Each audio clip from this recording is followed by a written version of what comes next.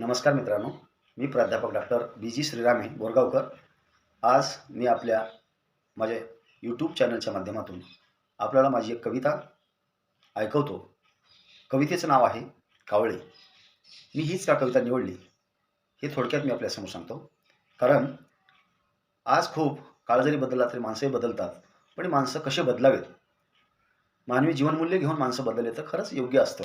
पण माणसं जीवनमूल्य सोडून बदलायला लागलेत. म्हणजे अर्थात हे कशामुळे घडतं, तर केवळ आणि केवळ माणसांमध्ये स्वार्थ कच्चून भरलेला आहे. आणि सगळ्यांमध्ये स्वार्थ आहे असे मला म्हणायचं नाही, पण बहुतांश लोक स्वार्थी बनत गेलेले आहेत. थोडेफार चांगले आहेत, पण स्वार्थ हे खूप आडवा येतोय. आणि म्हणून सामान्य माणसंसुद्धा स्वार्थी झालेली आहेत. आणि जे काय आपल्याला चालक म्हणून जे राजकारणी आहेत, त्यांच्याकडून जे सगळं लोकांना शिकायला मिळतं काय, असंही मला कधी कधी वाटतं. आणि म्हणून हे स्वार्थ कुठंतरी कसा वाईट आहे आणि ते कुठपर्यंत गेलेलं आहे, हे मला या कवितेच्या माध्यमातून सांगायचं आहे. तर मी आज आपल्यासमोर कावळे नावाची कविता सादर करतोय. आता बरेच कावळे पांढरे झाले. आता बरेच कावळे पांढरे झाले. आपापल्या मंत्रिपदाला टोचा मारून निघून गेले. आपापल्या मंत्रिपदाला टोचा मारून निघून गेले. गाव तिथे स्मशानभूमी केले.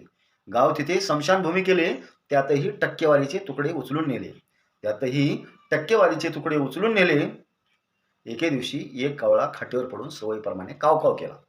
एके दिवशी एक कावळा सवयीप्रमाणे खाटेवर पडून कावकाव केला. सारा गाव गोळा झाला. सारा गाव गोळा झाला. दुसरे दिवशी कावळ्याचाही त्याच स्मशानभूमीत अंत्यसंस्कार झाला. दुसरे दिवशी कावळ्याचाही त्याच स्मशानभूमीत अंत्यसंस्कार झाला. धन्यवाद.